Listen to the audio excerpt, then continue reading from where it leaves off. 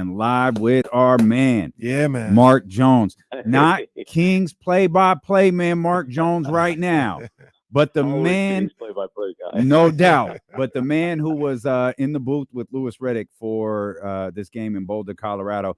Mark, set the scene for us, man. What is it like in Boulder right now with Deion Sanders?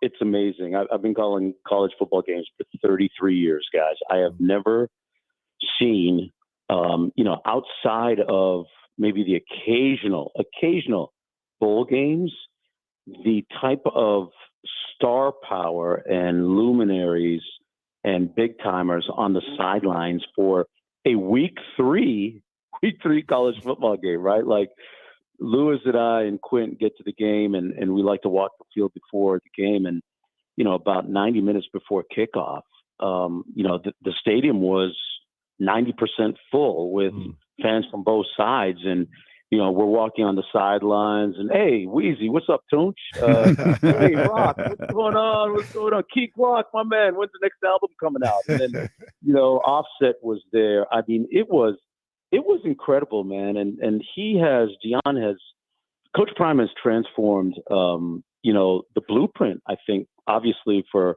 the transfer portal.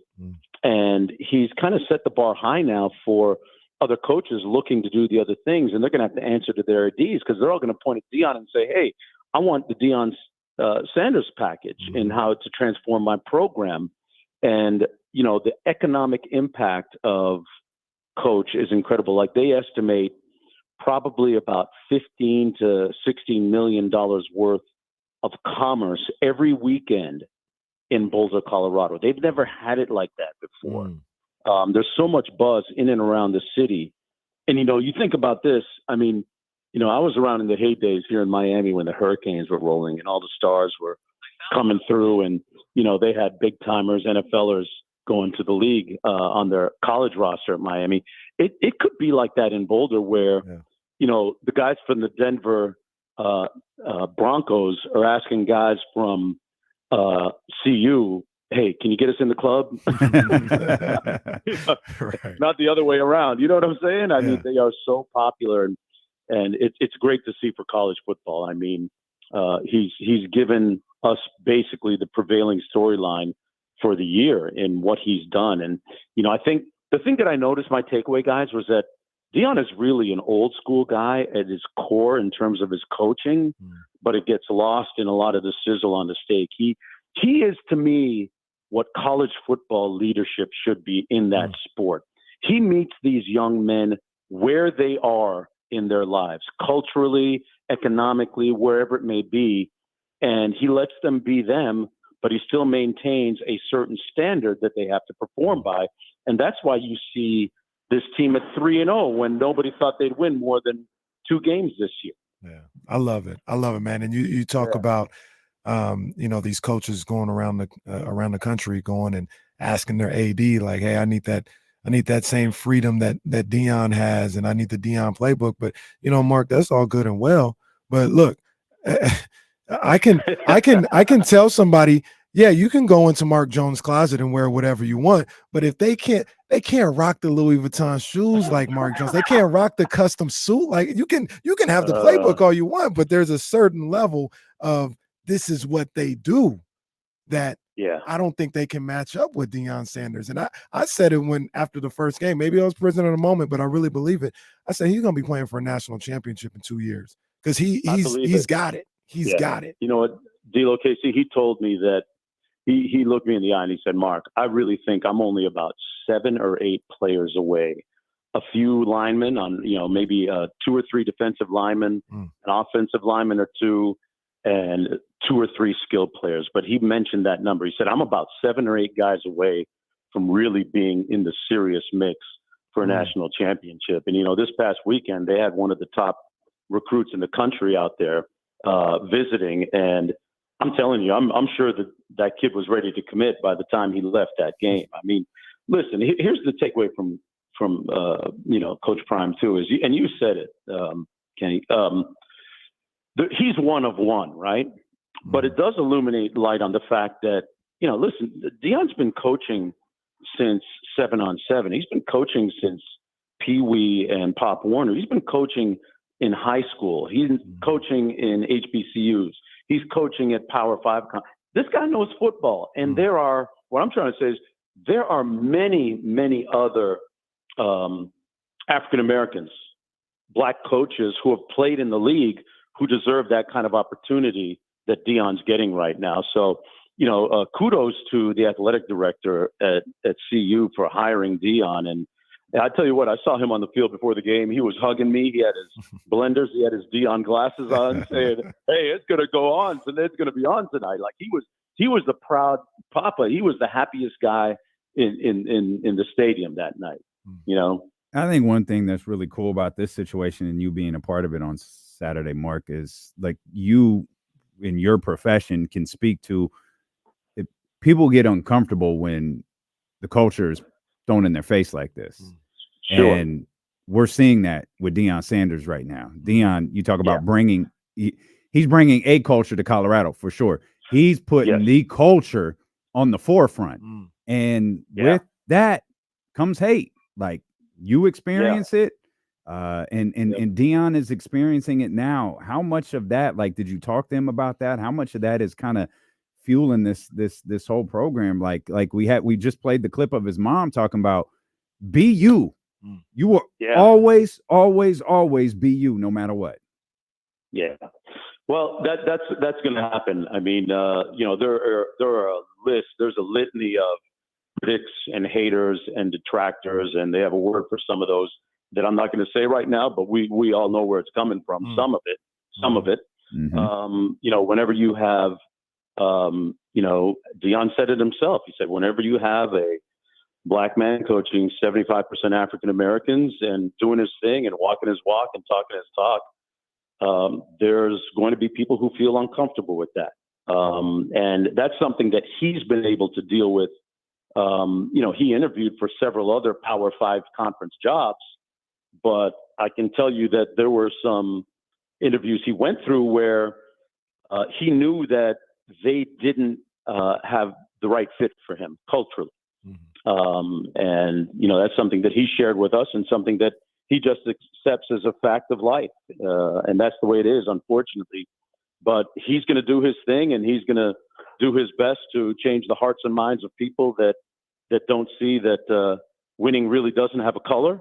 If you're a head coach in college football, and deplorably, there's only, I think, 9% of college football head coaches in FBS that are African American for a sport that features well over 50% at the Power 5 level, black athletes. And it's Deion's feeling that those athletes deserve a cultural experience that reflects who they are, and helps in that side and development young men, whether they're white, black, Hispanic, Asian, whatever, across the rainbow. I mean, he's doing a fantastic job, and a lot of those issues to be winning people over when he keeps winning. And even when he loses, even though there's haters out there, they're going to see that he's still a winner. Our main man, Mark Jones, you guys know him here in Sacramento as the play-by-play voice for your Sacramento Kings, but I mean, he's known across the country as well as a soon-to-be Hall of Fame broadcaster, broadcasting NBA, broadcasting some of the biggest college football games, and he was in Colorado for. Yeah, there were some casuals getting introduced to Mark Jones this week. I don't know where they was at. There were some casuals getting introduced to Mark Jones. Talking about, did you hear this play-by-play announcer say this looked like the BET Awards? I am flabbergasted. Like, ma'am, sit down. Sit down. This man got a high. That wasn't even a top 10 call for Mark Jones. Sit down. You're lucky Mark didn't talk about Black Air Forces. You know what time it is. Really. They don't know, man. Hey, listen, like I said, though, I mean, I named all the stars that were on the sidelines. Where else are you going to get that kind of concentration of star power for a week 3 college football game, right? BET Awards. So you hit the nail on the head. BET Awards, exactly. Yeah. That's this is the blackest The Rock has ever been. Was this weekend? It's the blackest The Rock. He went back to his nation days. That part. He was in his flow, man. He was on his daddy side this weekend.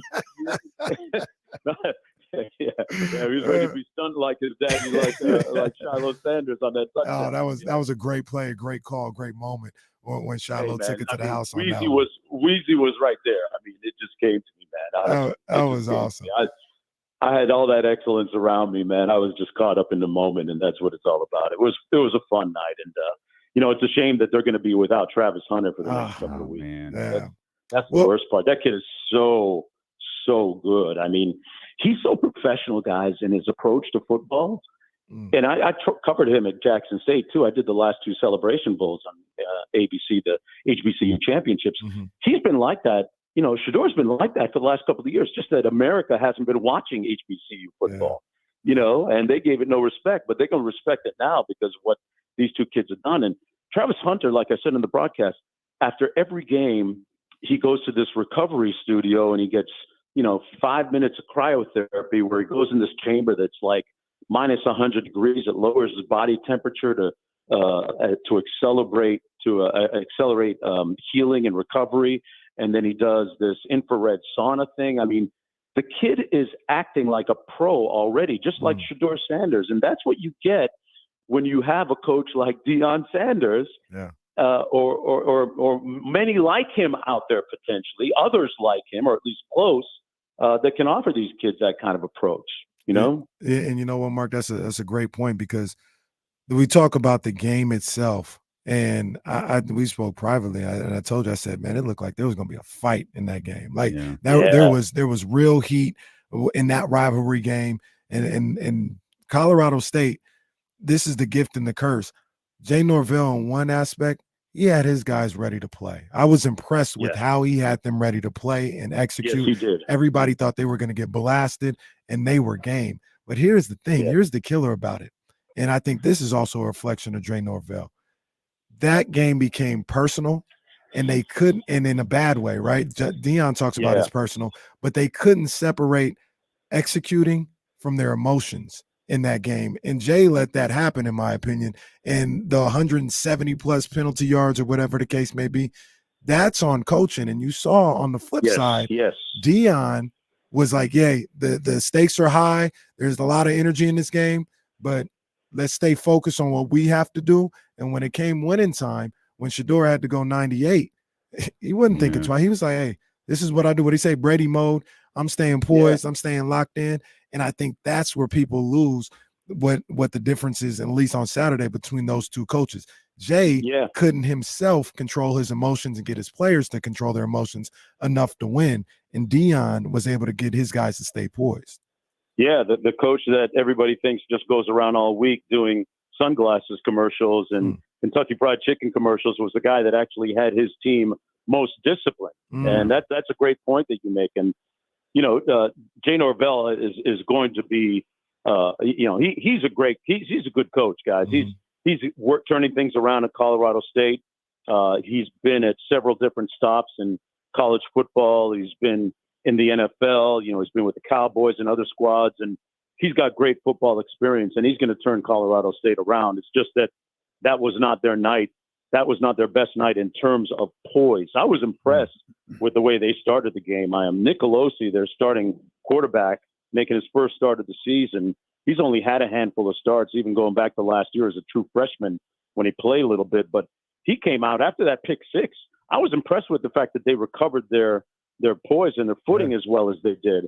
But, too many personal fouls. And Coach Norvell was not able to get those guys reeled in. He turned them up, but he couldn't turn them down when they needed to be turned down. And, Coach Prime's team was ultimately the team with more poise and it showed in those final moments. And Shedeur is something else, man. I mean, that kid is really, Deion said something interesting. He said that Shedeur, of all my kids, all five of his kids, is the one that spent the most time with him, in his phone. He goes, my son got 3 phones, and all of the 3 phones, I have him listed as grown. That's his nickname, grown, because he's shown a sense to be precocious and be poised beyond his years ever since he was like 8 or 9 years old when he was coaching him in elementary and middle school in Pop Warner football. So, I was speaking to Lewis, who was in an NFL front office with Washington and Philadelphia, and he thinks that Shedeur is a top 5 quarterback easily.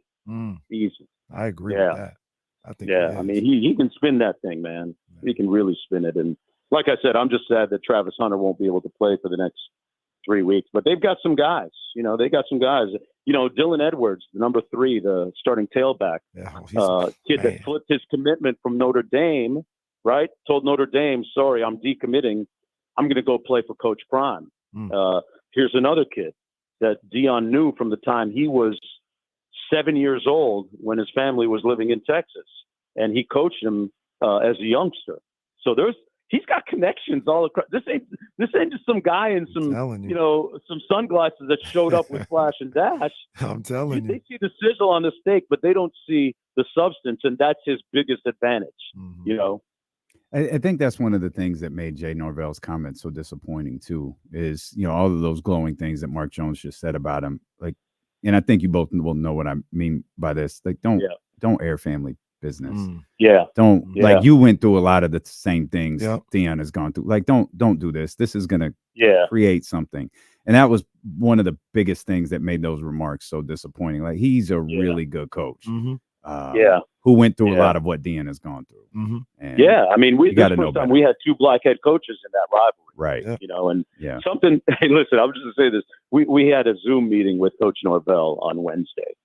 And the first thing he comes on, and, I'm not speaking out of school because the game is past. And first thing he comes on and says, hey, guys, Deion's got a lot of critics, but I'm not one of them. I respect the grind that he's gone through to get to where he is. And as a black head coach, I can relate to that because I've gone through some of that myself. And I'm not one of his critics. I love what he's done for college football, and I'm a big fan of his. And then from the time I got that was Wednesday. I got on the plane Thursday morning, got to Boulder, Colorado Thursday night. I was playing. I'm like, what the heck happened when I was in the air? They're talking about sunglasses coming off. They're talking about mamas. I'm like, geez. I don't know, man. Someone handed Coach Norvell a script and said, hey, man, let's stir it up a little bit. May have been. Yeah, well, they stirred it up. They did a great job selling that one, if that's what was going on. But, hey, Mark, we can't have you on here and not talk about the Sacramento Kings. Come on, man. It was on everybody's mind, too, on Saturday. You was in Boulder, Colorado, and, in a whole different world, but it was 916 day here, and people still talking about Light the Beam, and they're so excited for this upcoming Kings season. And the last time we saw the Kings, I guess Sasha was being introduced and everybody was there. I mean, I know you see these guys, working out when they come down to Miami and different places. I mean, what are some of the things that you've seen from some of these guys in the off season? Man, I'm going to say it right now. De'Aaron Fox is going to be a top 5 MVP candidate. I mean, he has been putting in all kinds of work, and he's going to be a top 5 candidate. And I'm going to make sure locally and nationally on the ESPN and ABC broadcast that people aren't going to be taken by surprise this year because he's been putting in a ton of work. He's been, he's ready. He's ready. He's taken another step. He's approached the things that need to be tweaked in his game. And, he's been able to do some really good things. I mean, listen, he's on the program where he went to Spain this summer. And even during his anniversary with Rice that they went to Spain for, Coach Laux went with them. Damn, I need that job. Laux, they got their 2-a-days in. And Rice is the unofficial shooting coach. So they're working on pull-up threes and catch-and-shoot threes. And, he has really been on his craft. And I'm predicting that he's going to be a top 5 MVP candidate, and he's going to continue to improve on the defensive side of the ball. The other thing I'm looking forward to is just the increased depth, with Vezenkov and how he fits. I think he is positionally great for Sacramento because he gives us size, right? And that was one of the weaknesses we had last year. We were positionally a little bit small. So he gives us size and skill coming off the bench. And then speaking of size, the third thing is just what I think has gone under the radar. We've got some stoppers in the middle this year to help out Sabonis for rim protection. When you look at JaVale McGee, and I see a little bit of a hybrid role for Alex Len. I think he'll play a little bit more this year. He's been working on his 3-pointers in the gym. I've watched it with my own eyeballs, and I can totally see, and they've kind of hinted at a scenario for him where perhaps it's him and Sabonis on the floor at the same time, because we've seen in the past where the offense changes a little bit with Domas on the bench, where it's not as much dribble handoff action. It's a little more pick and roll. But, if Alex can make that transition even just a little bit, then that opens up the offense a little bit more for when Sabonis comes out. So, or even if he's on the floor. And then, Domas has been in the lab unlocking that right hand of his. He kind of feels like there were some things to improve in his game. And, Doug Christie's got his little cot and guest room and Sabonis' crib. And they've been working out every day pretty much this summer. So those are just some of the finer points that I'm looking forward to. And then, sometimes, to wrap it up, guys, sometimes when you keep your team together, that's a huge win. You don't always have to make the huge free agent splash, because now you're introducing another unknown variable into your team. Sometimes keeping your players and developing your players and building that chemistry and that experience together along the journey to a potential, Western Conference championship, NBA championship, whatever it may be, because those are the two goals that the Kings are shooting for now. Got the division last year. Now it's different, right? Yeah. Because you look at the Denver Nuggets. They tweaked their way to a championship. They kept their core with Murray and Jokic, but they tweaked their roster and their parts along the way. It was a 4-year journey for them. Yeah. So, the Kings are in year 2 here. They're on the build, and I really think whenever you can maintain your core guys, they took care of Domas contractually. Vezenkov comes in. Those kind of moves, man, really make things look bright for the Kings moving forward. Mark, super gracious with your time today, man. We appreciate your perspective from Boulder, man. We're hyped. I mean, we'll see you in a couple of weeks. That's it. Yeah. I mean, camp starts in a couple of weeks. Coming up, right? October 2nd, man. I can't wait. Yes, sir. Can't wait, man. I keep watching tape of guys and calling guys and see what they're doing, and heard from Harrison the other day and saw Kevin Herter and see Alex Len a lot, and spoke to De'Aaron. These guys are good, man. They're ready to go. I love the vibe that the Kings have going in.